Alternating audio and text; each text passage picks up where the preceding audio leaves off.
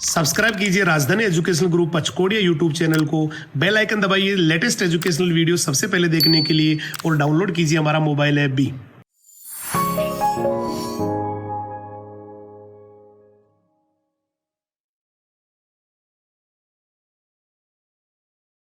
जय हिंद, जय राजधानी। कैसे हैं आप सभी? मैं हेमंत कुमार सिंह, आप सभी का बायोलॉजी मेंटर एक बार फिर से हमारे राजधानी परिवार के यूट्यूब चैनल पे आपका हार्दिक स्वागत करता हूं।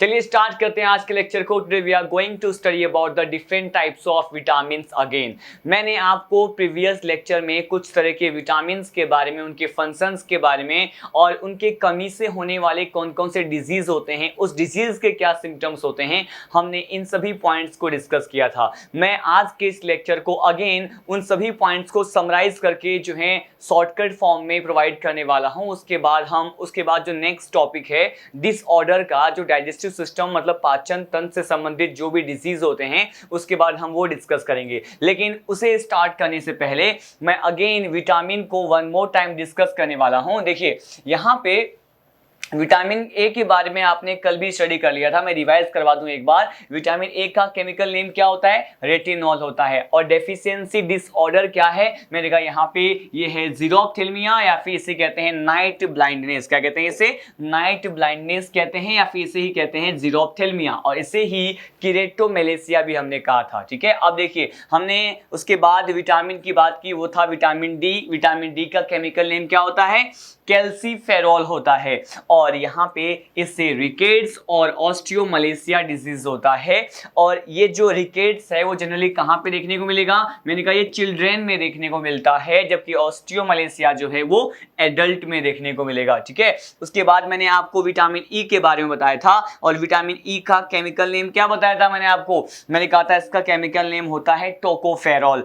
और टोकोफेरॉल जो है, इससे जो डिजीज हमें देखने को मिला था वो कौन कौन से हैं? मैंने कहा इससे होने वाले डिजीज में मस्कुलर डिस्ट्रॉफी पॉसिबल है, साथ साथ जो इरिथ्रोसाइट होते हैं, आरबीसी होते हैं, उनका जो ब्रेकडाउन अगर देखा जाए तो उस कंडीशन को हम क्या कहेंगे? उस कंडीशन को कहेंगे एनीमिया। उसके बाद मैंने क्या डिस्कस किया था? देखिए इसके बाद मैंने डिस्कस किया था इसी तरह के विटामिन के बारे में, जो विटामिन बी कॉम्प्लेक्स थे उसे हमने डिस्कस किया था। उससे पहले जो है विटामिन के बारे में हमने देखा था। देखिए विटामिन के जो होते हैं, इसे मैंने कहा यहाँ पे रेटिनॉल लिखा हुआ है, लेकिन आप जानते हैं कि रेटिनॉल तो किसका होता है? रेटिनॉल तो विटामिन ए का होता है। तो यहाँ पे जो है ये मिस्टेक है, रेटिनॉल ना होकर के इसका क्या होता है? इसका केमिकल नेम होता है फाइलोक्विनोन। क्या कहते हैं इसे? कहते हैं फाइलोक्विनोन कहते हैं। ठीक है, देखिए यहाँ पे फाइलोक्विनोन जो है किसका हो गया? मैंने कहा यहाँ पे विटामिन के का केमिकल नेम हो गया। इससे होने वाले डिजीज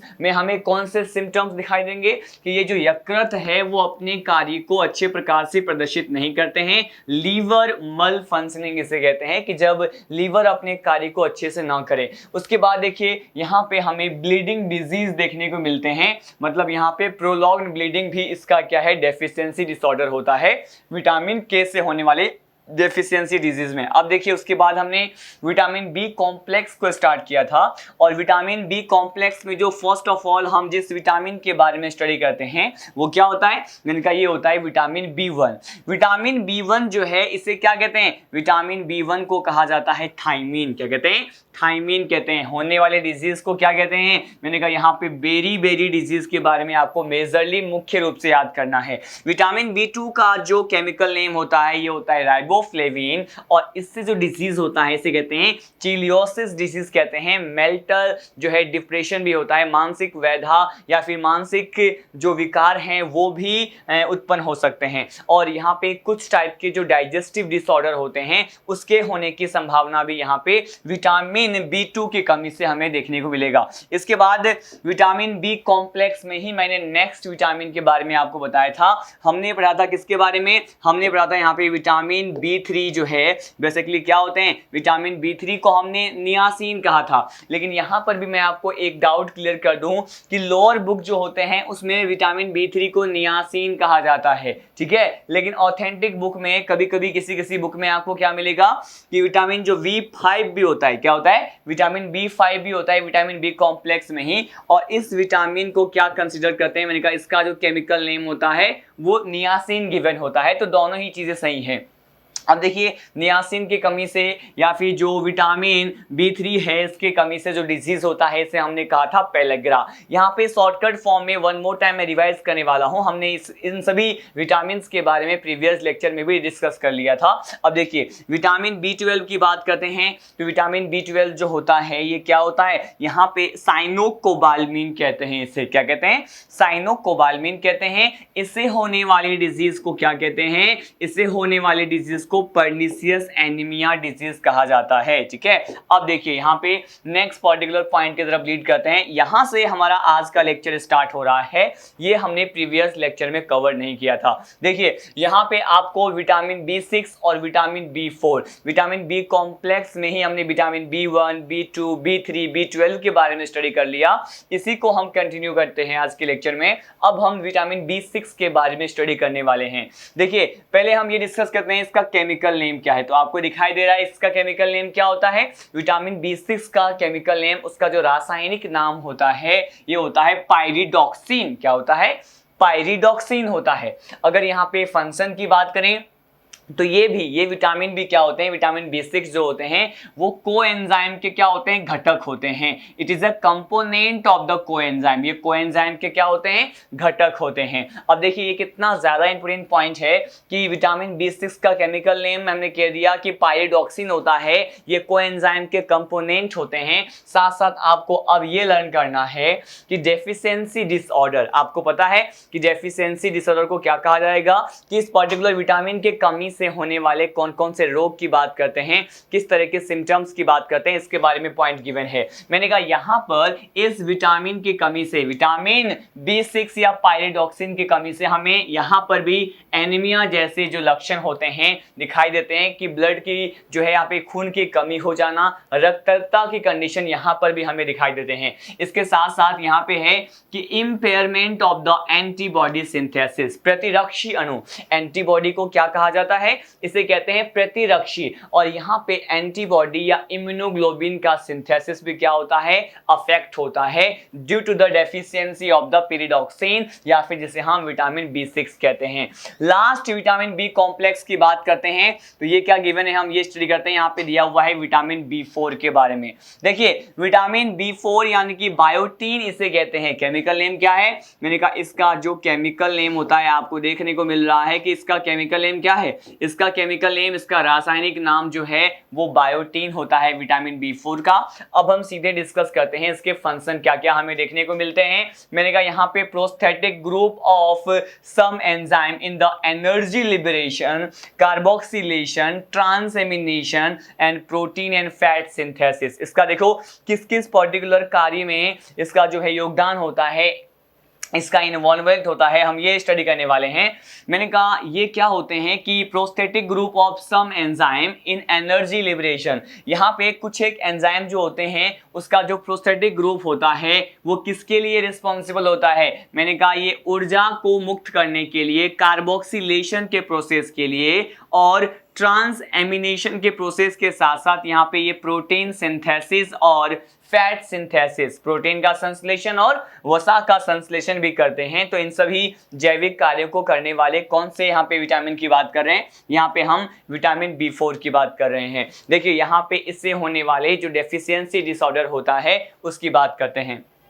यहाँ पर आपको दिखाई दे रहा है किसकी कमी से क्या हो रहा है, मैंने कहा यहाँ पर डर्मेटाइटिस। ठीक है, डर्मेटाइटिस का मीनिंग क्या है, ये एक ऐसे प्रकार का डिजीज होता है जिसमें हमें स्किन से संबंधित जो भी प्रॉब्लम्स की बात करते हैं या त्वचा पे जो है फफोले का हो जाना, ब्लिस्टर्स जो हैं वो बन जाते हैं, तो इस तरह के डिजीज को हम क्या कहते हैं, डर्मेटाइटिस कहते हैं। ठीक है, अब देखिए यहाँ पे डर्मेटाइटिस के अलावा मस्कुलर पेन, जो पेशीय संकुचन और शीतलन में भी क्या होती है, तकलीफ होती है, पेन है या फिर इन्फ्लामेशन के शिकायत हमें देखने को मिलते हैं। यहाँ पे और क्या क्या होता है इसकी कमी से, मैंने कहा यहाँ पे rise in blood cholesterol, cholesterol का जो लेवल है, ब्लड कोलेस्ट्रॉल का जो लेवल होता है वो क्या हो जाएगा, इसकी कमी से इंक्रीज हो जाएगा। ठीक है, और साथ साथ आपको ये देखने को मिला, क्योंकि यहाँ पे डर्मेटाइटिस डिजीज हो रहा है, तो स्पेशली जो है कौन सा पार्ट जो है बॉडी का अफेक्टेड होगा, प्रभावित होगा, तो मैंने कहा स्किन होगा।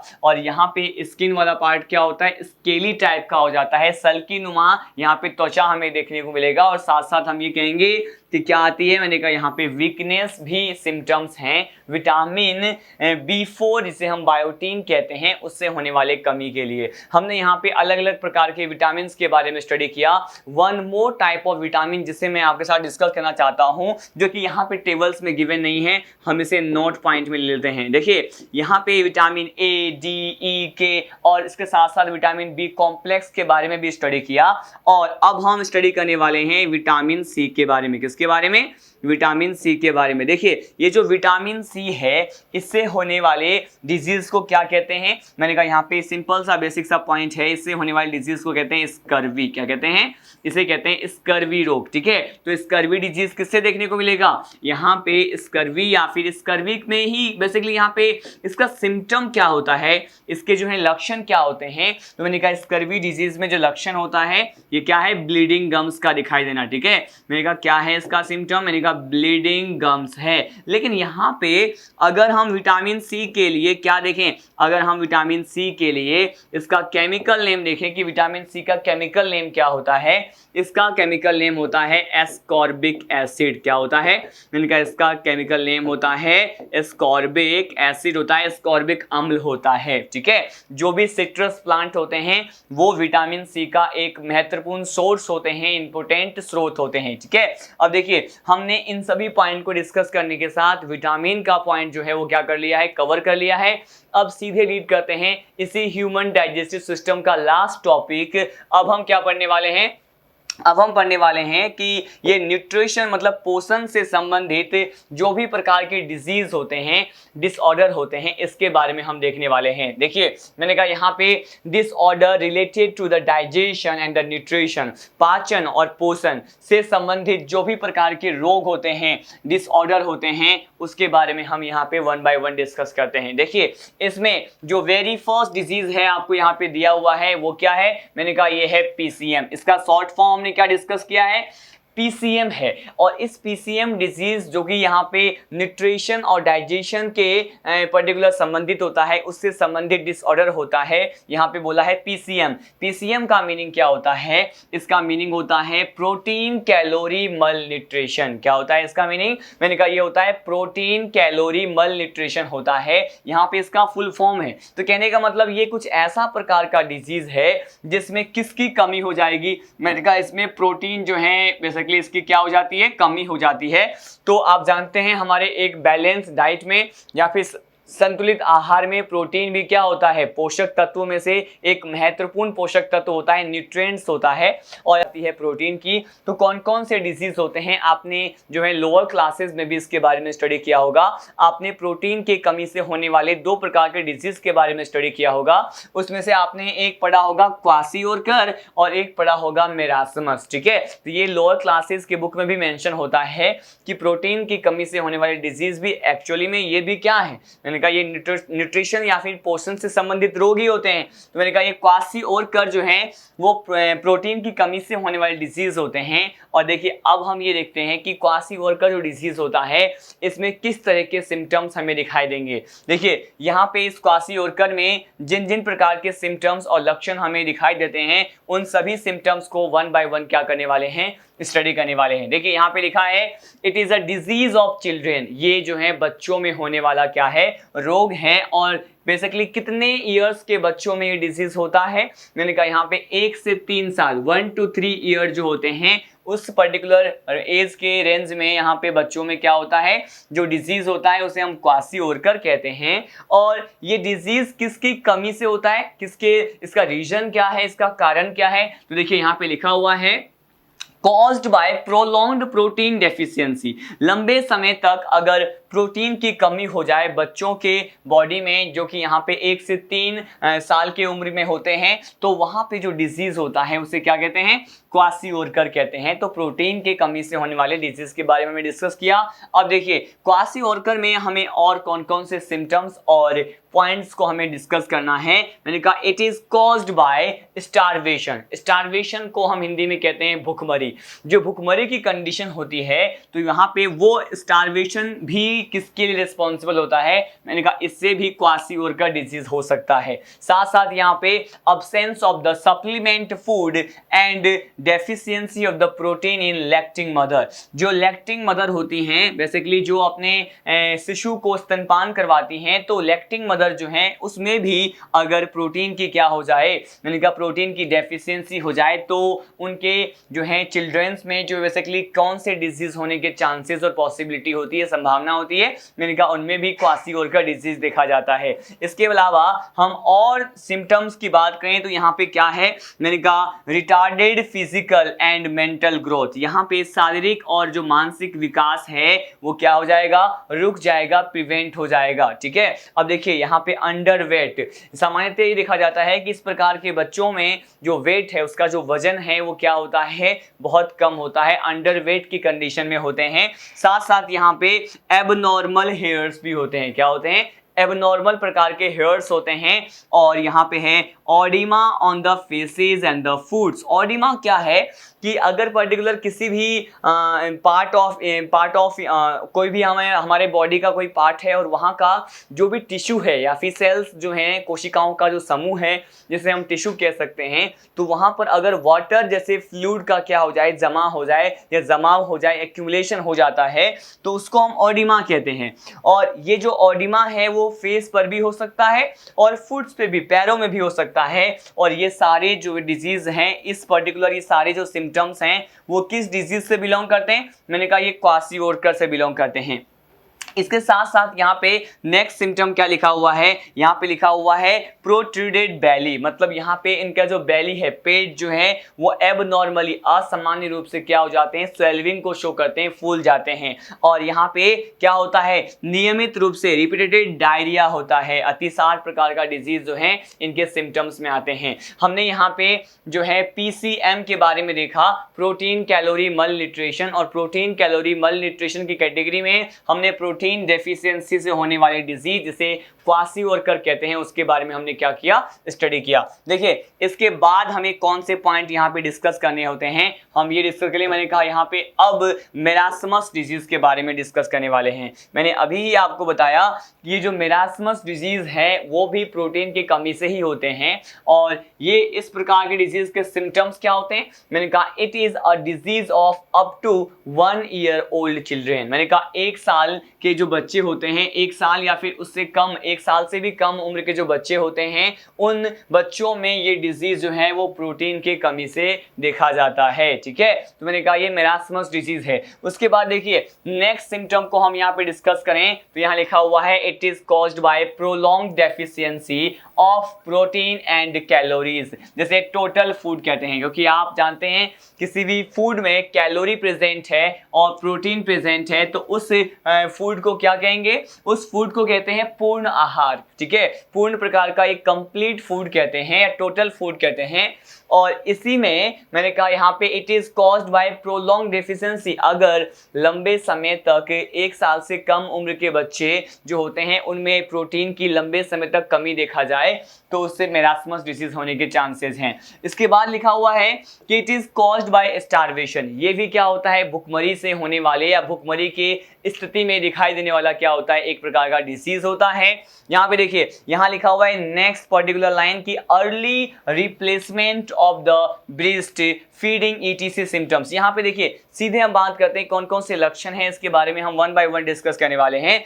Retard physical and mental growth, यहाँ पे देखिए ये भी पॉइंट यहाँ पे आ गया है कि शारीरिक और मानसिक जो वृद्धि है वो यहाँ पे क्या हो जाते हैं, रुक जाते हैं, यहाँ पे प्रिवेंट हो जाते हैं। साथ साथ यहाँ पे atrophy of the muscles, muscles यानी पेशियों से संबंधित जो क्रियाएं हैं वो भी अफेक्टेड होती है, प्रभावित होती है। और अंडर वेट की कंडीशन हमें यहाँ पे भी देखा जाएगा। मतलब ये क्या है कि जो भी नॉर्मल वेट होना चाहिए बच्चों के लिए, जो कि यहाँ पे 1 ईयर से बिलोंग करते हो, तो वहाँ पे उनका वेट क्या होता है, नॉर्मल वेट से बहुत ज़्यादा कम होता है, अंडर वेट में आते हैं। यहाँ पे और क्या क्या सिम्टम्स हैं, मैंने कहा यहाँ पे सिम्टम है रिपीटेड डायरिया। यहाँ पे भी नियमित रूप से क्या होते हैं, अतिसार जैसे लक्षण दिखाई देते हैं। लेकिन यहाँ पे जो हेयर्स होते हैं वो क्या होते हैं, बिल्कुल नॉर्मल होते हैं। हमने इससे पहले जो डिजीज था क्वासिओरकर, उसमें कहा था एबनॉर्मल हेयर के बारे में। देखिए यहाँ पे हमने जब क्वासिओरकर डिजीज के बारे में स्टडी किया था, वहाँ कहा था मैंने कि फुट और इसके साथ साथ फेस पे, चेहरे पे और पैर पे क्या होते हैं, कुछ एक ऑडिमा जैसे सिम्टम्स दिखाई देते हैं। और यहाँ पे इन केस ऑफ मेरास्मस यहाँ पे किसी भी प्रकार का ऑडिमा जैसे लक्षण नहीं दिखाई देते हैं। साथ साथ अगर रिब्स की बात करें तो ये क्या हो जाते हैं, मैंने कहा रिब्स यहाँ पे वीक हो जाते हैं, कमजोर हो जाते हैं। इतने सारे फंक्शंस हमने इस मेरास्मस डिजीज में क्या किया है, डिस्कस किया है, जो कि प्रोटीन की डेफिशिएंसी से होने वाला डिजीज था। इसी ही टॉपिक को और आगे हम कंटिन्यू करते हैं। अब हम स्टडी करने वाले हैं कुछ एक डिजीज, अगेन ये डाइजेशन और जो है न्यूट्रिशन से संबंधित डिजीज ही है। और मैंने कहा ये सारे डिजीज के बारे में तो एनसीईआरटी में भी अलग अलग पॉइंट्स गिवन हैं, और उसी डिजीज में से हम यहाँ पे प्राइमरी डिजीज, प्रथम प्रकार के रोग के बारे में स्टडी करने वाले हैं। इसे क्या कहते हैं, इसे आप देख रहे हैं, ये डिजीज है जॉन्डिस। इसे हिंदी में क्या कहते हैं, इसे पीलिया कहा जाता है। और जॉन्डिस डिजीज कैसे होता है, इसके कौन कौन से सिम्टम्स होते हैं, वन बाय वन स्टडी करते हैं। देखिए ये जो जॉन्डिस डिजीज है, पीलिया जो डिजीज है, ये कैसे होगा, मैंने कहा jaundice is caused by the viral infection. ये किससे होता है, मैंने कहा ये वायरस इन्फेक्शन, मतलब यहाँ पे वायरस या विषाणुओं के संक्रमण से होने वाला डिजीज जो होता है उसे हम जॉन्डिस कहते हैं। तो ये जॉन्डिस किसकी वजह से होता है, मैंने कहा it is a viral infection disease. इसके बाद क्या है, मैंने कहा hepatitis and blockage of the common bile duct.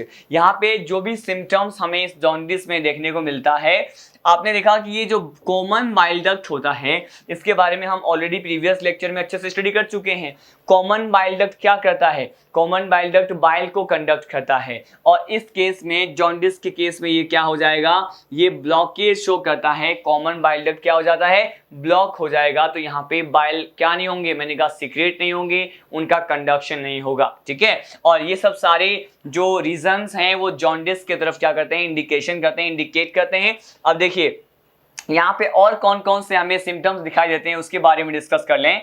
मैंने कहा यहाँ पर ही लीवर की बात करते हैं। तो यहाँ पे देखिए liver destroy immature RBC, therefore the level of the bile pigment bilirubin and the biliverdin are the increase. यहाँ पर क्या होता है, जॉन्डिस में जो पित्त वर्णक होते हैं, जो बाइल में पाए जाने वाले पिगमेंट्स होते हैं, आप जानते हैं दो प्रकार के पिगमेंट, दो प्रकार के वर्णक जो हैं बाइल में, पित्त में पाए जाते हैं। ये कौन कौन से होते हैं, मैंने कहा ये होते हैं बिलीरुबिन और क्या होता है, बिलीवर्डिन। तो ये जो दो प्रकार के वर्णक हैं जो कि यहाँ पे पित्त में या बाइल में प्रेजेंट होता है, जिसे हम बाइल पिगमेंट कहते हैं, उनकी मात्रा क्या होती है, मैंने कहा यहाँ पे इंक्रीज हो जाती है। और जैसे ही इनकी मात्रा यहाँ पे इंक्रीज हो जाए तो हम क्या कहेंगे, हम ये कहेंगे कि यहाँ इसकी मात्रा ज्यादा होने से जो डिजीज होगा इसे हम बेसिकली जॉन्डिस कहेंगे, ठीक है। उसके बाद देखिए नेक्स्ट पर्टिकुलर लाइन क्या है, ये कहते हैं कि bile pigment can not be excreted from the body. मैंने आपको ये बोला कि ये जो बाइल पिगमेंट है इसका अमाउंट ज्यादा हो गया, क्यों, क्योंकि blockage of common bile duct देखा गया था। अब यहाँ पे और क्या कह रहे हैं कि अब इस पित्त वर्णक जो कि यहाँ पे हायर अमाउंट में जमा हो गए हैं, इसको शरीर से बाहर भी एलिमिनेट नहीं किया जा सकता, निष्कर्षित नहीं किया जा सकता। मैंने कहा ये it cannot be excreted from the body because bile duct और common bile duct is blocked. क्योंकि यहाँ पे क्या है, कॉमन बाइल डक्ट क्या होते हैं, ब्लॉक होते हैं, तो बाइल का कंडक्शन कहाँ से होगा, और बाइल में ही क्या है, बाइल में ही बिलीरुबिन और बिलीवर्डिन जैसे बाइल पिगमेंट होता है। और जैसे ही ब्लॉक हो जाएगा कॉमन बाइल डक्ट तो यहाँ पे कंडक्शन नहीं देखने को मिलेगा। देखिए लास्ट पॉइंट यहाँ पे क्या गिवन है कि bile pigment are the distributed in the skin, nails and the cornea of the eyes and as well as get deposited in this part. मैंने कहा ये जो बाइल पिगमेंट होते हैं, पित्त वर्णक होते होते हैं ये कहाँ पे जो है डिस्ट्रीब्यूट हो जाते हैं, वितरित हो जाते हैं या फैल जाते हैं। अगर यहाँ पे स्किन की बात करें, त्वचा की बात करें, या फिर हम नेल्स की बात करें, नाखून की बात करें, या फिर आई में भी कौन सा पार्ट, मैंने कहा आई में भी हमने यहाँ पे कॉर्निया वाले पार्ट की बात की है। तो यहाँ पे त्वचा, नाखून या फिर कॉर्निया की बात करें तो ये पार्ट जो होते हैं इस पे क्या हो जाता है, मैंने कहा इस पार्ट पे जो है पित्त वर्णक का जमाव हो जाता है, एक्यूमुलेशन हो जाएगा। और इसीलिए ये सारे पार्ट हमें कैसे दिखाई देंगे, मैंने कहा पीले कलर के, येलोविश रंग के दिखाई देते हैं, येलोविश इनका कलर हो जाता है, नेल्स का भी, स्किन का भी, और आई में जो कॉर्निया वाला पार्ट है उसका भी। इसीलिए यहाँ पे देखिए क्या लिखा हुआ है, मैंने अभी कहा कि कौन सा कलर हो जाएगा, दस these part become yellow coloured. इसीलिए यहाँ पर चूंकि बाइल पिगमेंट का जमाव हो गया है इन सभी पार्ट्स के ऊपर, इसीलिए सभी भाग किस कलर के हो जाएंगे, येलो कलर के हो जाएंगे। एक और बार हम इस जॉन्डिस के बारे में सारे पॉइंट्स को डिस्कस कर लें। मैंने आपको क्या कहा, मैंने आपको कहा जॉन्डिस जो है वो बेसिकली किस किस रीजन से होते हैं, मैंने कहा ये वायरल इन्फेक्शन से होते हैं, विषाणुओं के संक्रमण से होते हैं। यहाँ पे हिपेटाइटिस जैसे लक्षण दिखाते हैं और साथ साथ यहाँ पे blockage of common bile duct देखा जाएगा। कॉमन बाइल डक्ट यहाँ पे ब्लॉक हो गया तो यहाँ पे क्या होने वाला है कि जो बाइल पिगमेंट है, बिलीरुबिन और बिलीवर्डिन, उसकी मात्रा ज्यादा हो जाएगी और ये बॉडी से बाहर एलिमिनेशन भी नहीं होते हैं, इसका एलिमिनेशन नहीं होता है, एलिमिनेट नहीं होते हैं, निष्कर्षित नहीं होते हैं। और क्यों, क्योंकि एक ही रीजन है, क्योंकि कॉमन बाइल डक्ट क्या हो गया है, यहाँ पे ब्लॉक हो गया है, ठीक है। और यहाँ पे जो बाइल पिगमेंट होते हैं वो क्या हो जाते हैं, डिस्ट्रीब्यूटेड हो जाते हैं। डिस्ट्रीब्यूट होते हैं कहाँ कहाँ, मैंने कहा ये स्किन वाले पार्ट पे, नेल्स वाले पार्ट पे, कॉर्निया के साथ साथ मैंने कहा इन सभी पार्ट पे अगर बाइल पिगमेंट जमा हो जाते हैं तो ये पीले कलर के हो जाते हैं। और ये सारे सिम्टम्स जो हैं वो किस डिजीज के होते हैं, मैंने कहा यहाँ पे जॉन्डिस के होते हैं। इसके साथ हम यहाँ पे नेक्स्ट पर्टिकुलर डिजीज के बारे में स्टडी करने वाले हैं। ये क्या है, मैंने कहा ये है कॉन्स्टिपेशन। देखिए यहाँ पे अगर कॉन्स्टिपेशन की बात करते हैं तो आपको पता है इसे हिंदी में क्या कहते हैं, इसे ही कहते हैं कब्ज। क्या कहते हैं इसे कब्ज कहते हैं। कॉन्स्टिपेशन की बात करते हैं, यहाँ देखिए इन कॉन्स्टिपेशन द फीसेज क्या है, इसे हम हिंदी में कहते हैं मल पदार्थ। क्या कहते हैं इसे हम कहते हैं मल पदार्थ। The faeces are retain within the rectum. आपको पता है कि जो भी अपचित या अनअवशोषित भोजन है, अनडाइजेस्टेड फूड होता है, वो कहाँ पे स्टोर हो जाता है, कहाँ पे जमा हो जाता है, अपने लार्ज इंटेस्टाइन के जो लास्ट पार्ट की बात करते हैं, बड़ी आंत के जो अंतिम भाग की बात करते हैं, उसे क्या कहते हैं, उसे हम क्या कहते हैं, उसे कहते हैं रेक्टम। अब रेक्टम में ही वो अनडाइजेस्टेड फूड जो है, अपचित भोजन आकर जमा हो जाते हैं। और हमने इसे क्या कह दिया कि मल का क्या हो जाता है, फीसेज जो हैं वो स्टोर हो जाते हैं कहाँ पे, मैंने कहा रेक्टम वाले पार्ट में क्या हो जाएंगे, स्टोर हो जाएंगे। और उससे क्या हो जाएगा, मैंने कहा इससे अगर स्टोरेज ऑफ फीसेज मल पदार्थों का जमाव हो जाता है मलाशय में, तो मैंने कहा यहाँ पे जो डिजीज दिखाई देगा या फिर डिजीज के सिम्टम्स हमें दिखाई देते हैं, उसे क्या कहते हैं, कॉन्स्टिपेशन कहते हैं। अब देखिए यहाँ पे अब हम नेक्स्ट पर्टिकुलर डिजीज की बात करते हैं जो कि डाइजेस्टिव सिस्टम से ही संबंधित है। मैंने कहा ये है वॉमिटिंग। क्या है, मैंने कहा वॉमिटिंग की बात करते हैं।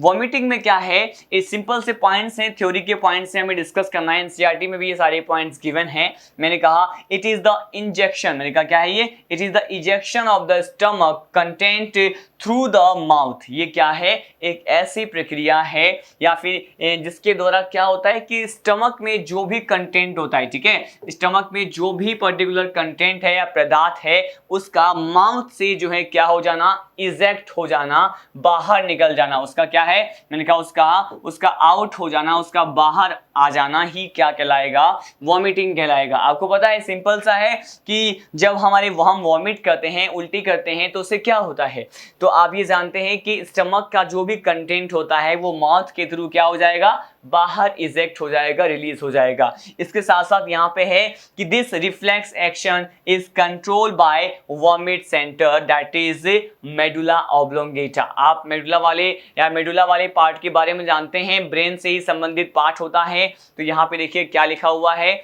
यहाँ पे लिखा हुआ है कि ये जो इस प्रकार का जो रिफ्लेक्स एक्शन होता है, प्रतिवर्ती जो क्रिया है, वो उस पे नियंत्रण रखने का काम कौन करता है, मैंने कहा इस पे नियंत्रण रखने का काम जो है मेडुला में होता है, जिसे हम मेडुला ऑब्लोंगेटा कहते हैं। अब सीधे हम नेक्स्ट डिजीज की तरफ लीड करते हैं और ये क्या है, देखिए यहाँ पे 2 मोर डिजीज जो हैं बचे हुए हैं, जिसे हमें क्या करना है, स्टडी करना है। देखिए यहाँ पे जो फोर्थ डिजीज है डाइजेस्टिव सिस्टम के डिसऑर्डर में, वो आप देख रहे हैं ये क्या है, ये है डायरिया। ये क्या है, डायरिया डिजीज के बारे में देखते हैं कि डायरिया, इसी को हिंदी में क्या कहते हैं, इसे ही हिंदी में कहते हैं अतिसार डिजीज। क्या कहते हैं इसे अतिसार रोग भी कहते हैं। अब ये जो अतिसार डिजीज है जिसे हम डायरिया कहते हैं स्टूडेंट, बेसिकली इसके कौन कौन से सिम्टम्स हैं हम ये स्टडी कर लेते हैं। The abnormal frequency of the bowel movement and the increase the liquidity of the faecal discharge is known as the diarrhoea, it reduce the absorption of the food. देखिए मैंने कहा कि ये जो रेगुलर बेसिस पे डायरिया के symptoms अगर दिखाई देते हैं तो इसमें क्या होता है कि जो भी मल पदार्थ है वो लिक्विड फॉर्म में उनका जो डिस्चार्ज होना होता है वो बिल्कुल रेगुलर बेसिस पे कंटिन्यू रहता है। और ऐसा होने से क्या होगा, मैंने कहा रिड्यूस हो जाएगा, कम हो जाएगा। क्या, मैंने कहा यहाँ पे भोजन का जो अवशोषण होता है वो क्या हो जाएगा, यहाँ पे रिड्यूस हो जाएगा, कम हो जाएगा। और ये होता क्या है, मैंने कहा यहाँ पे देखिए जो यहाँ पे लिक्विडिटी होती है किसकी, मैंने कहा फीसल मल पदार्थों की डिस्चार्ज होने की, जो उसकी द्रव जैसे कुछ पदार्थ जो होते हैं, लिक्विड लाइक जो सब्सटेंस होते हैं, उसका जो है रेट क्या हो जाना, बढ़ जाना। ठीक है, यहाँ पे ये जो फीसल कंडीशन या फिर ये जो मल पदार्थ होते हैं वो ठोसा अवस्था से लिक्विड कंडीशन में आते हैं और उसका जो है रेगुलर बेसिस पे डिस्चार्ज देखा जाता है, एलिमिनेशन देखा जाता है। और यहाँ पे सबसे ज़्यादा इंपॉर्टेंट पॉइंट ये है कि डायरिया डिजीज से क्या रिड्यूस हो रहा है, क्या किस में कमी आ रही है, मैंने कहा यहाँ पे एब्सॉर्प्शन में क्या आ रही है, कमी आ रही है।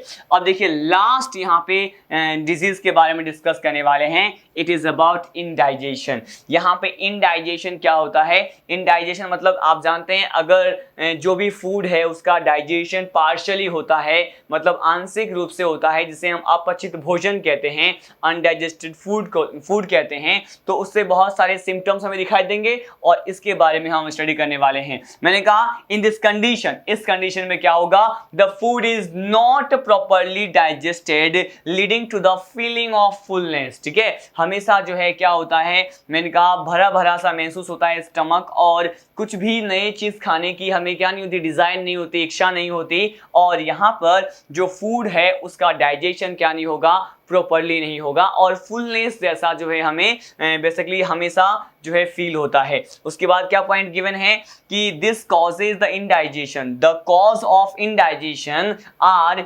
इनडिक्वेट enzyme secretion, anxiety, food poisoning, over eating and as well as the spicy food. ठीक है, देखिए यहाँ पे क्या दिया हुआ है कि इनडाइजेशन के क्या क्या कॉज हो सकते हैं, कि क्या क्या ऐसे रीजन हैं जो अपच के लिए जिम्मेदार होते हैं। आपको पता है कि क्या, मैंने कहा यहाँ पे जो भी एंजाइम्स हैं उसका जो है नॉर्मल एंजाइम का जो सिक्रेशन होता है, अगर वो अफेक्ट होता है, प्रभावित होता है तो हो सकता है। इसके साथ साथ अगर हमें किसी तरह की क्या है, चिंता है, एंजाइटी है, तो उससे भी पॉसिबिलिटी है इनडाइजेशन की। फूड पॉइजनिंग, अगर यहाँ पे फूड जो है पॉइजनिंग की बात करते हैं, मिलावट या मिक्सर वाले फूड को हम लेते हैं तो उससे भी पॉसिबल है। ज़्यादा खाने से भी पॉसिबल होता है, एज वेल एज जो यहाँ पे स्पाइसी फूड लेते हैं हम, यहाँ पे फूड में क्या लें, मैंने कहा मसालेदार पदार्थ का सेवन करते हैं, भोजन का सेवन करते हैं, तो भी इनडाइजेशन की शिकायत हमें देखने को मिलती है। ठीक है, इसी इनडाइजेशन के साथ हमने all types of disease which are related with the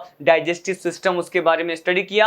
अब हम सीधे लीड करते हैं कि इसी टॉपिक के साथ आप जानते हैं यहाँ पे डिसऑर्डर के बारे में हमने स्टडी कर लिया है, और इसी पाचन तंत्र से संबंधित जो भी हमने डिजीज पढ़े हैं, इसके सिम्टम्स पढ़े हैं, और साथ साथ कुछ प्रकार के विटामिन के बारे में, विटामिन B6 और B4 के बारे में मैंने आपको बताया, उसके होने वाले डेफिशिएंसी सिम्टम्स के बारे में भी हमने डिस्कस किया।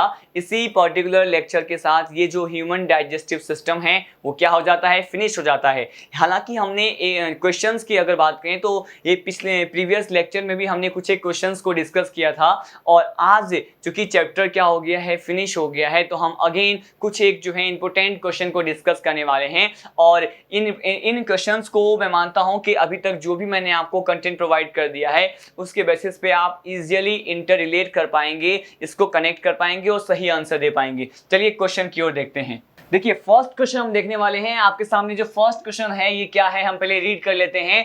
फर्स्ट क्वेश्चन में आपसे ये पूछ रहा है कि लेमिना प्रोप्रिया, ठीक है, lamina propria is associated with which part of the alimentary canal. ये क्या दिया हुआ है कि ये जो लेमिना प्रोप्रिया है वो किस particular part of alimentary canal से जुड़ा हुआ होता है, संलग्न होता है। मतलब आहार नाल के किस भाग से ये लेमिना प्रोप्रिया जो है वो जुड़े हुए होते हैं, क्वेश्चन ये पूछ रहा है। ठीक है, आपके सामने जो है 4 ऑप्शन है। फर्स्ट ऑप्शन में ये दिया हुआ है म्यूकोसा, सेकंड ऑप्शन क्या है, सब म्यूकोसा, थर्ड ऑप्शन क्या दिया हुआ है, मस्क्यूलरिस एक्सटर्ना, और लास्ट ऑप्शन क्या है, सिरोसा।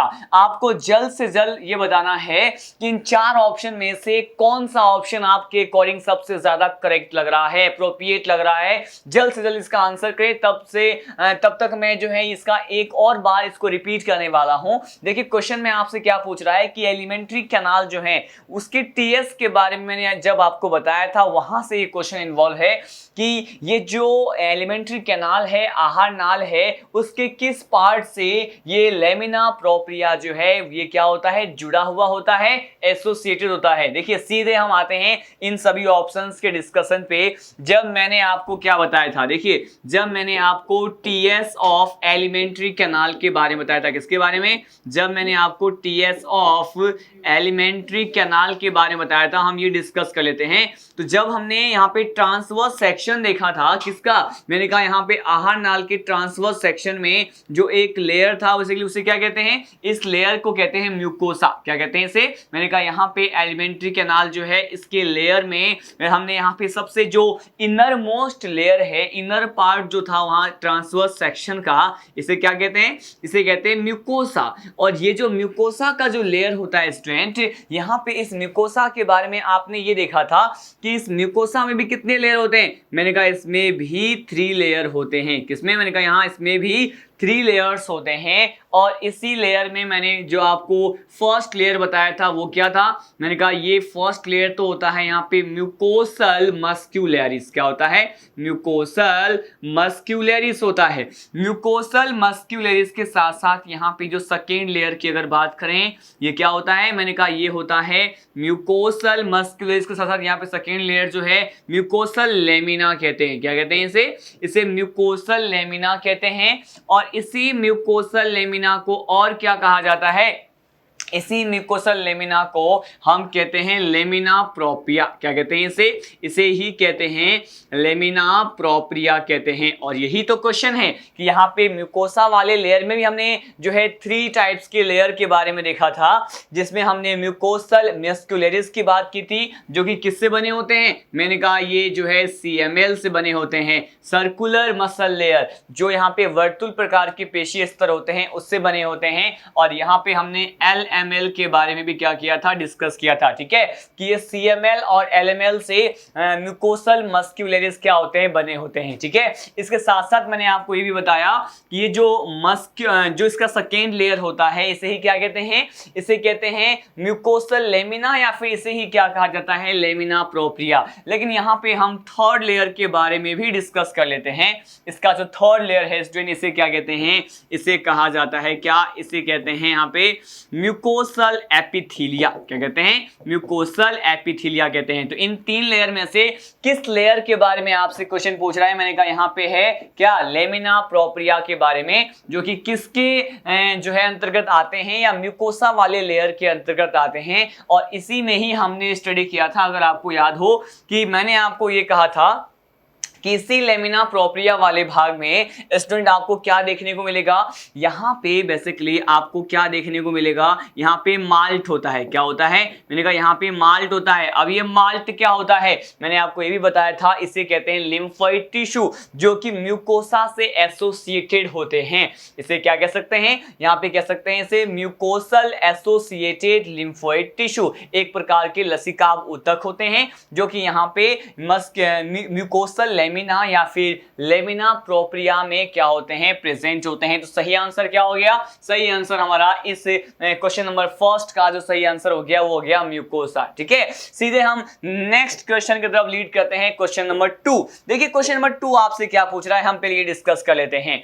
यहां पूछ रहा है बिफोर ओपनिंग इनटू द डियोडिनम, मतलब ये है कि डियोडिनम मतलब ग्रहणी में खुलने से पहले hepatopancreatic ampulla is having the thickening called. ठीक है, पहले मैं आपको क्वेश्चन समझा दूं हिंदी में भी कि ये क्या पूछ रहा है। ये पूछ रहा है कि ये जो यहाँ पे स्पेशली किस डक्ट की बात करें, यहाँ पे हम बात करने वाले हैं किस प्रकार के डक्ट की या फिर एम्प्यूला की। मैंने कहा यहाँ पे हिपेटोपैनक्रियाटिक जो एम्प्यूला है वो जब ओपनिंग शो करते हैं, किसमें, ये ग्रहणी में ओपनिंग शो करते हैं, डियोडिनम में ओपनिंग शो करते हैं, तो यहाँ पर क्या है, मैंने कहा यहाँ पर एक तरह के थिकनिंग या फिर थिक लेयर प्रेजेंट है और उस लेयर को बेसिकली क्या कहा जाता है, ये आपसे पूछ रहा है।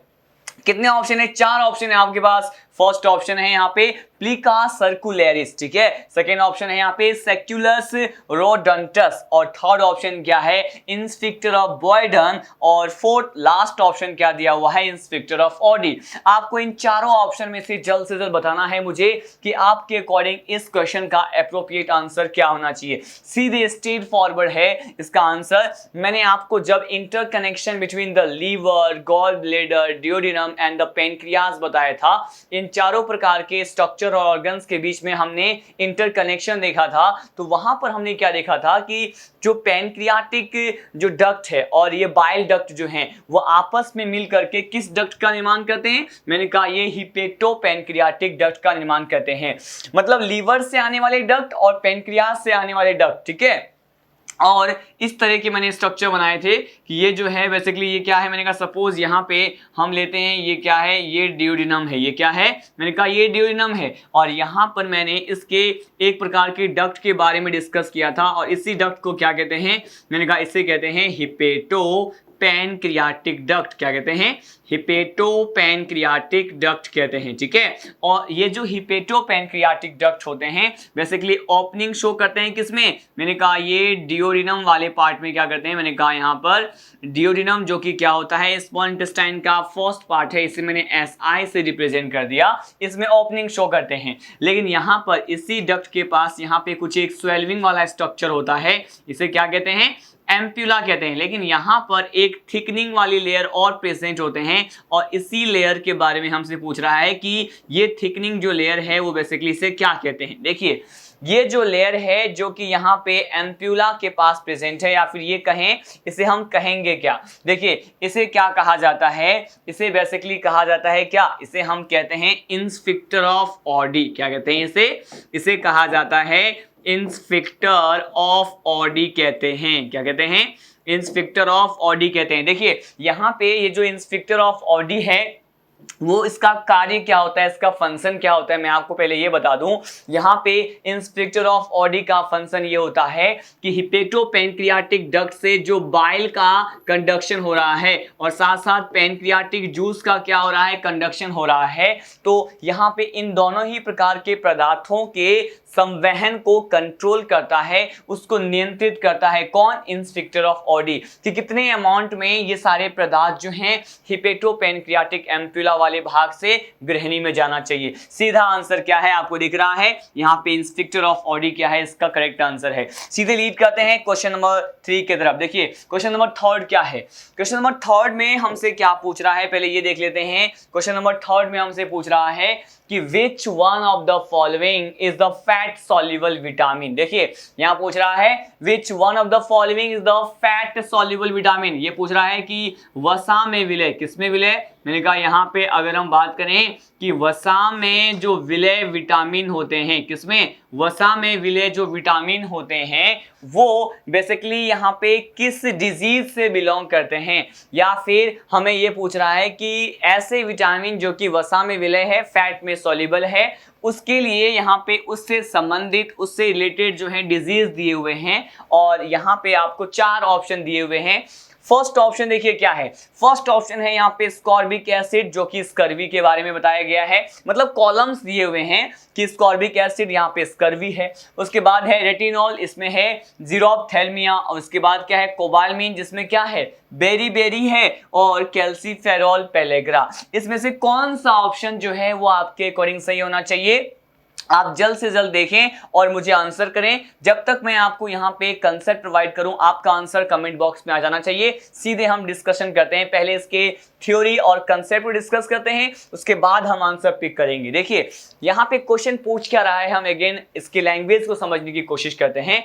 ये बोल रहा है कि फैट सॉल्युबल विटामिन है। कौन सा विटामिन है? ये फैट सॉल्युबल विटामिन है। तो पहले हम ये देखते हैं कि विटामिन जो है फैट सॉल्युबल अगर होते हैं तो वो कौन कौन से विटामिन होते हैं। देखिए vitamin A, vitamin D, vitamin E और विटामिन जो के होते हैं, ये चारों प्रकार के जो विटामिन होते हैं वो क्या होते हैं?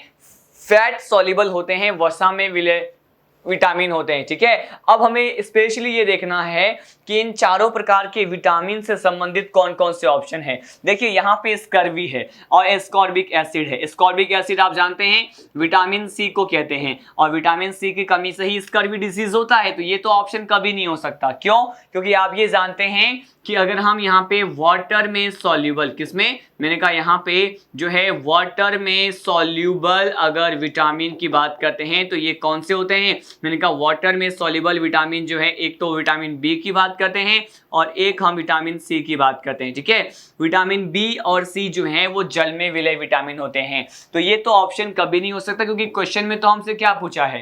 फैट में सॉल्युबल विटामिन के बारे में पूछा है। अब देखिए यहाँ पे अगर यहाँ पे जो है नेक्स्ट ऑप्शन की बात करते हैं, पहले थर्ड ऑप्शन की बात कर लेते हैं।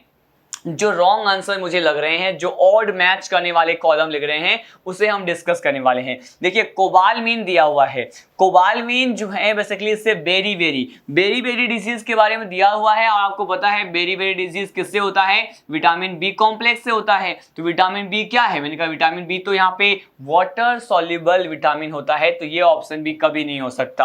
अब देखिए कैल्सीफेरॉल की बात करते हैं, तो हाँ अब ये कह सकते हैं कि कैल्सीफेरॉल जो है वो विटामिन डी है, मतलब ये फैट सॉल्युबल है। लेकिन क्या विटामिन डी की कमी से पेलाग्रा होता है? मैंने कहा नहीं। अब ये रॉन्ग मैच दे दिया। मैंने कहा पेलाग्रा डिजीज तो विटामिन डी की कमी से नहीं होता। विटामिन डी की कमी से तो क्या होगा, जिसे हम कैल्सीफेरॉल, इसका केमिकल नेम होता है, और इसकी कमी से होने वाले डिजीज को क्या कहते हैं? इसके कमी से होने वाले डिजीज को हम ये कहते हैं कि जो रिकेट्स है, या फिर बेसिकली हम रिकेट्स की बात करें, या फिर ऑस्टियोमलेशिया जो डिजीज होता है वो विटामिन डी की कमी से होता है, पेलाग्रा नहीं होता। तो ये भी ऑप्शन क्या हो गया, जो है हमारा रॉन्ग हो गया। अब देखिए सीधे से हमारा जो सेकेंड ऑप्शन है वो सही लग रहा है। क्यों? क्योंकि रेटिनॉल किसे कहते हैं? आप जानते हैं विटामिन ए को कहते हैं, और विटामिन ए की कमी से कौन सा डिजीज होता है? मैंने कहा यहाँ पे जीरोप्थेल्मिया डिजीज होता है। ठीक है, अब देखिए ये ऑप्शन क्या हो गया? ऑप्शन सेकेंड इसका करेक्ट आंसर हो गया।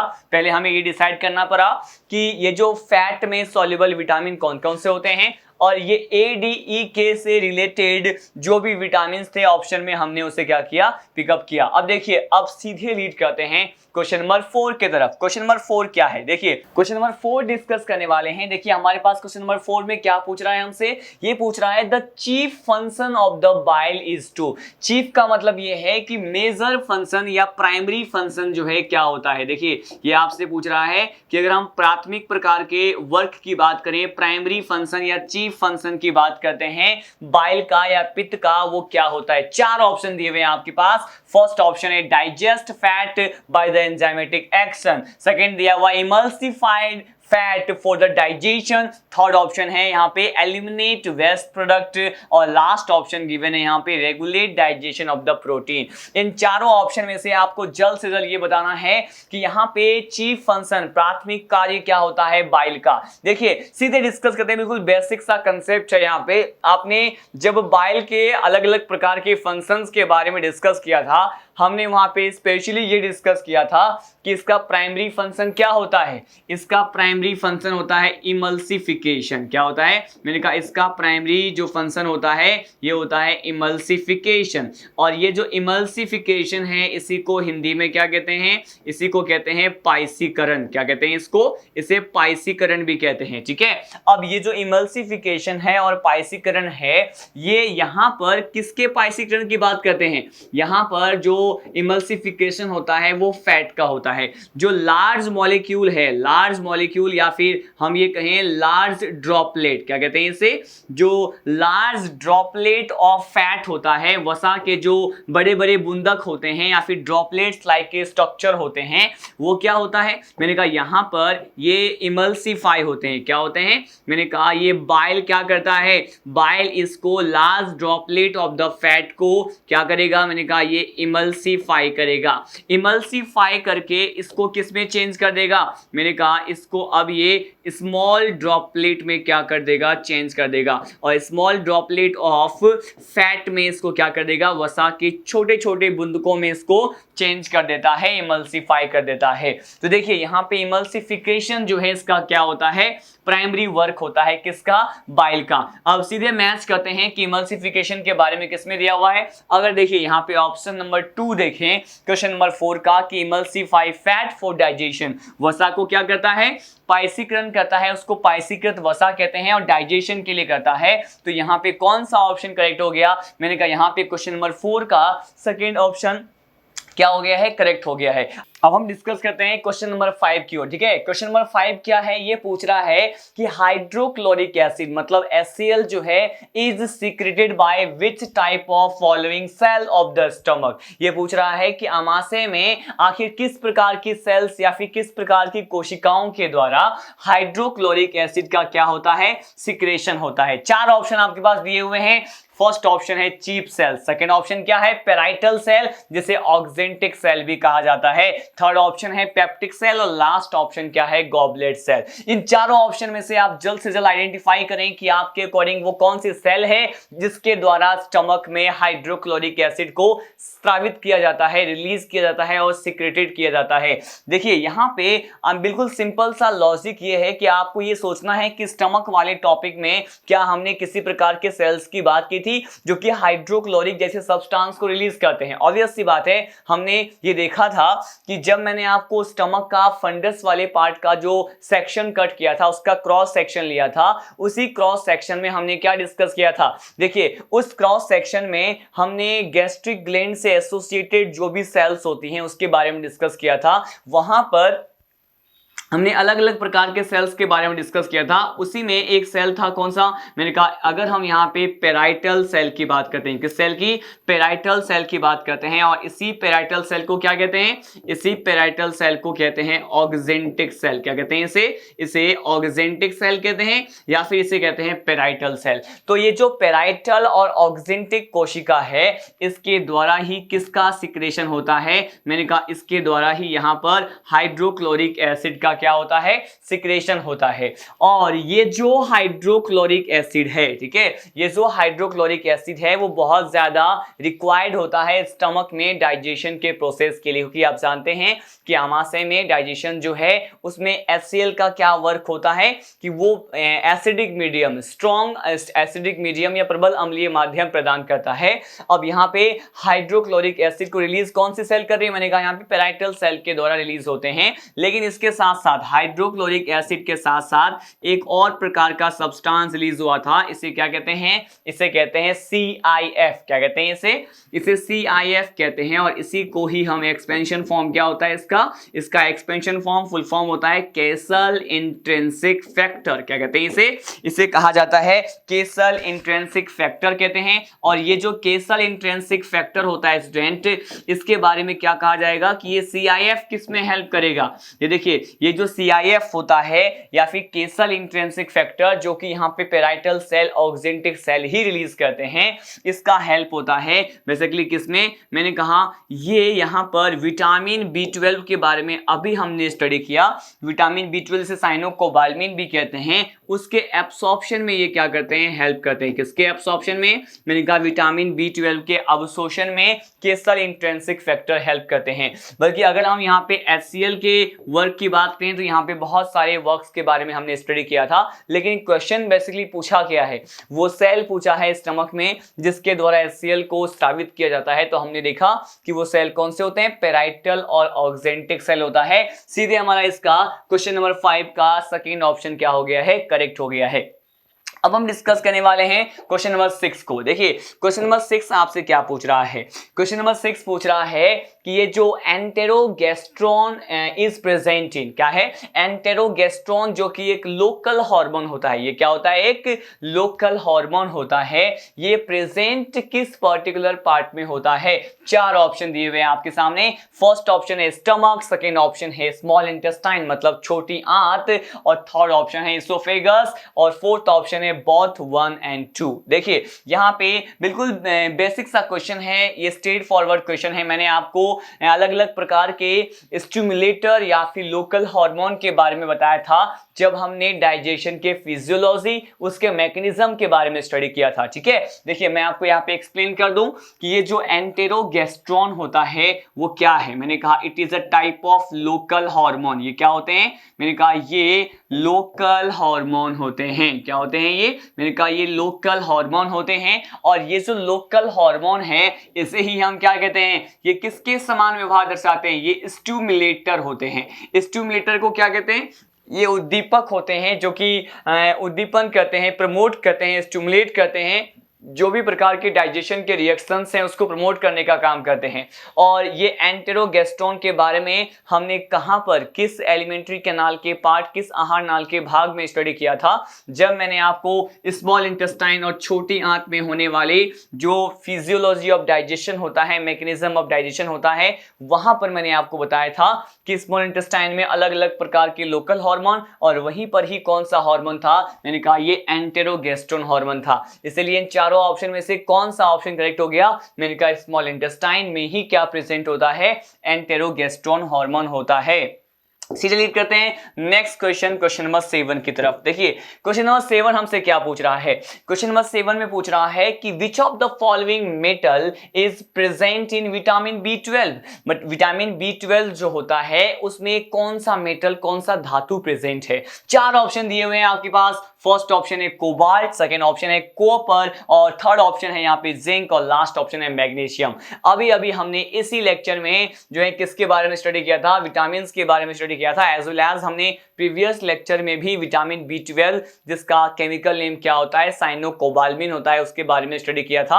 आपको ये बताना है कि आखिर इसमें जो है कौन सा जो है मेटल प्रेजेंट होता है साइनोकोबाल्मिन में। देखिए यहाँ पे इसे समझने के लिए सीधा सा बेसिक कंसेप्ट क्या है, पहले हम ये देखते हैं कि इस विटामिन B12 जो होता है इसका केमिकल नेम क्या है। हम ये देखने वाले हैं कि इस विटामिन B12 का केमिकल नेम मतलब रासायनिक नाम क्या होता है। तो इसका केमिकल नेम क्या होता है स्टूडेंट, इसे हम कहते हैं साइनोकोबाल्मिन। क्या कहते हैं इसे, मैंने कहा इसे कहते हैं साइनोकोबाल्मिन। और ये जो साइनोकोबाल्मिन होता है इसमें जो मेटल प्रेजेंट होता है, एलिमेंट प्रेजेंट होता है, ये क्या होता है, मैंने कहा ये होता है यहाँ पे कोबाल्ट। क्या होता है, कोबाल्ट होता है। तो यहाँ पे कौन सा ऑप्शन सही हो गया, मैंने कहा यहाँ पे ये फर्स्ट ऑप्शन जो है वो क्वेश्चन नंबर 7 के लिए क्या हो गया, करेक्ट हो गया। अब देखिए यहाँ पे इससे होने वाले अगर डेफिशिएंसी सिम्टम्स की बात करते हैं, DS से मैंने रिप्रेजेंट किया है, तो इससे कौन सा डिसऑर्डर होता है, कौन सा डिजीज होता है, मैंने कहा इससे होने वाले डिजीज को हम कहते हैं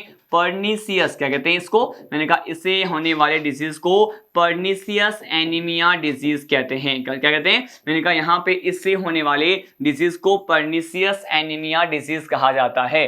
तो हमने यहाँ पे क्वेश्चन नंबर 7 को डिस्कस कर लिया है। सीधे लीड करते हैं क्वेश्चन नंबर 8 की तरफ। देखिए क्वेश्चन नंबर 8 में क्या पूछ रहा है, क्वेश्चन नंबर 8 में पूछ रहा है कि contraction in gall bladder stimulated by. इसका मीनिंग क्या है, इसका मीनिंग है कि कॉन्ट्रैक्शन इन गॉल ब्लेडर मतलब पित्ताशय पित्ताशय में जो संकुचन होता है या फिर कॉन्ट्रैक्शन होता है उसको प्रमोट कौन से लोकल हार्मोन के द्वारा किया जाता है? 4 ऑप्शन है आपके पास। फर्स्ट है सीसीके, सेकंड है पीजेड और थर्ड ऑप्शन है सिक्रेटिन और फोर्थ ऑप्शन जो है एंटेरोगेस्ट्रोन के बारे में दिया हुआ है। आप जल्द से जल्द मुझे बताएं इन चारों ऑप्शन में से वो कौन सा ऑप्शन है, वो कौन सा लोकल हार्मोन होता है आपके अकॉर्डिंग जो कि गॉल ब्लैडर या पित्ताशय में क्या क्रिएट करते हैं? मैंने कहा ये कॉन्ट्रैक्शन क्रिएट करते हैं।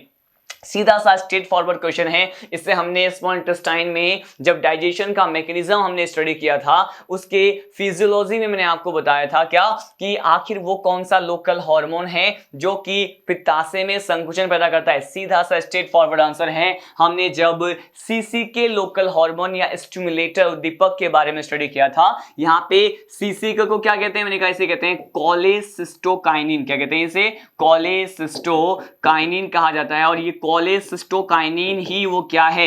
वो लोकल हार्मोन होता है जिसे सीसीकी कहते हैं, जो कि क्या करते हैं? मैंने कहा ये स्टिमुलेट करते हैं। क्या करते हैं? उद्दीपित करते हैं, बढ़ावा देते हैं। ठीक है, किसमें? मैंने कहा ये कॉन्ट्रैक्शन के लिए गॉल ब्लैडर जो है पित्ताशय जहां पे बाइल का क्या होता है? स्टोरेज होता है, पित्त का संग्रह होता है, उसमें कॉन्ट्रैक्शन क्रिएट करता है और यहाँ पे पाचन में महत्वपूर्ण भूमिका जो है प्ले करता है। अब सीधे हम क्वेश्चन नंबर 8 को डिस्कस करने के बाद सीधे डिस्कस करते हैं क्वेश्चन नंबर 9। देखिए क्वेश्चन नंबर 9 डिस्कस करते हैं कि क्वेश्चन नंबर 9 में हमसे क्या पूछ रहा है? ये पूछ रहा है हमसे क्या कि प्रेजेंस ऑफ वाटर। ठीक है, presence of water amount in the enamel cell. Enamel के बारे में हमने कहाँ देखा था? मैं आपको हिंट दे दूं कि हमने इनेमल के बारे में किस टॉपिक में स्टडी किया था। हमने इसे टिथ वाले जो है टॉपिक में स्टडी किया था कि जब हमने टिथ मतलब माउथ या ओरल कैविटी में जो भी बेसिक स्ट्रक्चर प्रेजेंट होते हैं वहां पर हमने इनेमल के बारे में देखा था।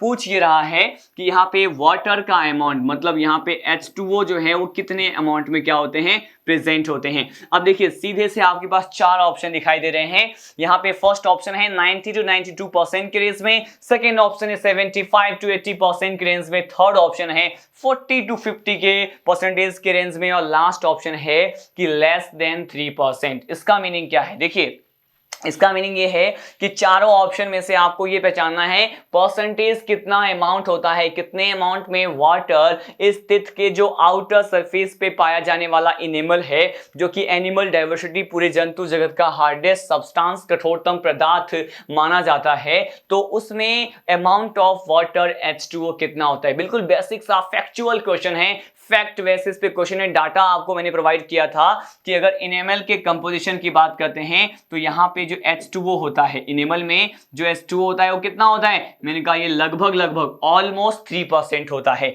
यहाँ पे H2O के अलावा और क्या प्रेजेंट होता है? हालांकि हमारे यहाँ पे आंसर दिख रहा है 3% H2O है, लेकिन इससे और थोड़ा डिटेल में हम स्टडी करते हैं कि अगर H2O का अमाउंट ना पूछ करके इनऑर्गेनिक सॉल्ट अकार्बनिक प्रकार के लवण के बारे में पूछता तो हमारा आंसर कौन सा होना चाहिए था? देखिए यहाँ पे अगर हम किसकी बात करें, इनऑर्गेनिक सॉल्ट की बात करें, किसकी बात? इनऑर्गेनिक सॉल्ट मतलब अकार्बनिक लवण की अगर हम बात करते हैं स्टूडेंट, तो यहाँ पे जो इनऑर्गेनिक सॉल्ट अकार्बनिक प्रकार के जो लवण होते हैं उसमें या फिर अकार्बनिक प्रकार के लवण का जो अमाउंट देखें किसमें? इनेमल में, वो कितना होता है? मैंने कहा it is almost equal to 96%। 96% inorganic salt होते हैं जिसमें हमने जो है कैल्शियम के कार्बोनेट, कैल्शियम के फॉस्फेट, कैल्शियम के हाइड्रोक्साइड, इन सभी इनऑर्गेनिक सॉल्ट या फिर अकार्बनिक लवण के बारे में डिस्कस किया था, जिसमें H2O जो हमने देखा कि ये तो 3% के ऑलमोस्ट इक्वल होते हैं, लेकिन 96% मेजर जो अमाउंट होता है वो किसका होता है? अकार्बनिक लवण का होता है। सीधे हम यहाँ पे लास्ट क्वेश्चन की तरफ डिस्कस करने वाले हैं, ये है क्वेश्चन नंबर 10। क्वेश्चन नंबर 10 में क्या पूछ रहा है? क्वेश्चन नंबर 10 पूछ रहा है कि enzyme trypsinogen change into the trypsin. क्या पूछ रहा है? Enzyme trypsinogen is change into trypsin कि ये जो एंजाइम होता है ट्रिप्सिनोजन, आप जानते हैं कि जो ट्रिप्सिनोजन एंजाइम है वो इनएक्टिव फेज में पाया जाने वाला एंजाइम है, मतलब ये अक्रिय अवस्था या अक्रिय रूप में पाए जाने वाले एंजाइम होते हैं और ये किस में चेंज हो जाते हैं? मैंने कहा ये ट्रिप्सिन में चेंज हो जाते हैं। तो आखिर वो कौन सा फैक्टर है या फिर वो कौन सा हार्मोन है या कौन सा ऐसा एंजाइम होता है जो इसे इनएक्टिव फॉर्म से एक्टिव फॉर्म में चेंज करने के लिए हेल्प करता है? 4 ऑप्शन दिए हुए हैं आपके पास।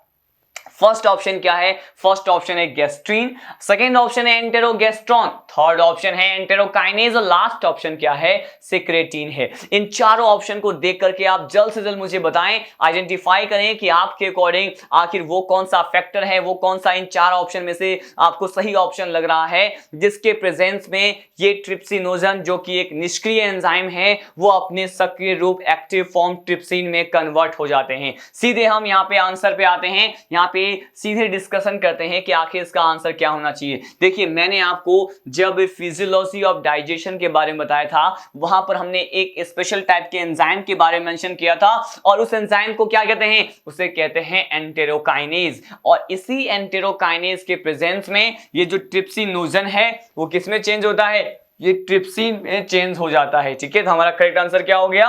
एंटेरोकाइनेज वो एंजाइम होते हैं। ठीक है, देखिए हमने इस लेक्चर में क्या क्या स्टडी किया। हमने यहाँ पे ह्यूमन के डाइजेस्टिव सिस्टम जिससे हम यहाँ पे जो प्रीवियस लाइव सेशन से डिस्कस करते आ रहे थे उसे हमने आज एंड किया। लास्ट टॉपिक विटामिन के बारे में था।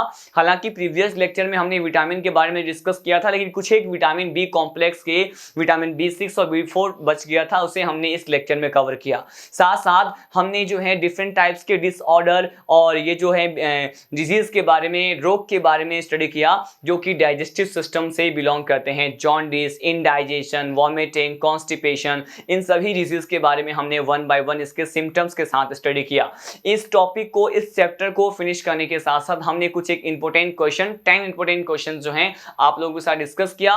इसी तरह के क्वेश्चंस आपको एग्जाम में एज वेल एज आपको किसी भी तरह के स्टडी मटेरियल और मॉड्यूल्स में देखने को मिलेंगे जिसे on the basis of the concept that we have already learn in the previous lecture आप इजीली सॉल्व कर पाएंगे। अब हम नेक्स्ट लेक्चर में क्या स्टडी करते हैं? नेक्स्ट लेक्चर में हम स्टडी करने वाले हैं, इसमें तो हमने ह्यूमन के डाइजेस्टिव सिस्टम को कंप्लीट किया है, इसी में ही according to NCERT human physio में जो यहाँ पे थर्ड चैप्टर होता है, ह्यूमन फिजियो का जो थर्ड चैप्टर होता है जिसे कहते हैं सर्कुलेशन, हम परिसंचरण के बारे में स्टडी करेंगे। उसके बाद हम रेस्पिरेशन और देन हम एक्सक्रीशन के बारे में हम स्टडी करेंगे। ठीक है, तो इन द नेक्स्ट लेक्चर, कल के लेक्चर में हम डिस्कस करेंगे अबाउट सर्कुलेटरी सिस्टम। हम वहां पे हार्ट के बारे में स्पेशली पढ़ेंगे, ब्लड के बारे में पढ़ेंगे, हार्ट किस तरह से वर्क करता है, किस तरह से पंप करता है। इन सभी इंटरेस्टिंग बातों को लॉट्स ऑफ डायग्राम और कंसेप्ट के माध्यम से समझने की कोशिश करेंगे। तब तक के लिए जय हिंद, जय राजधानी।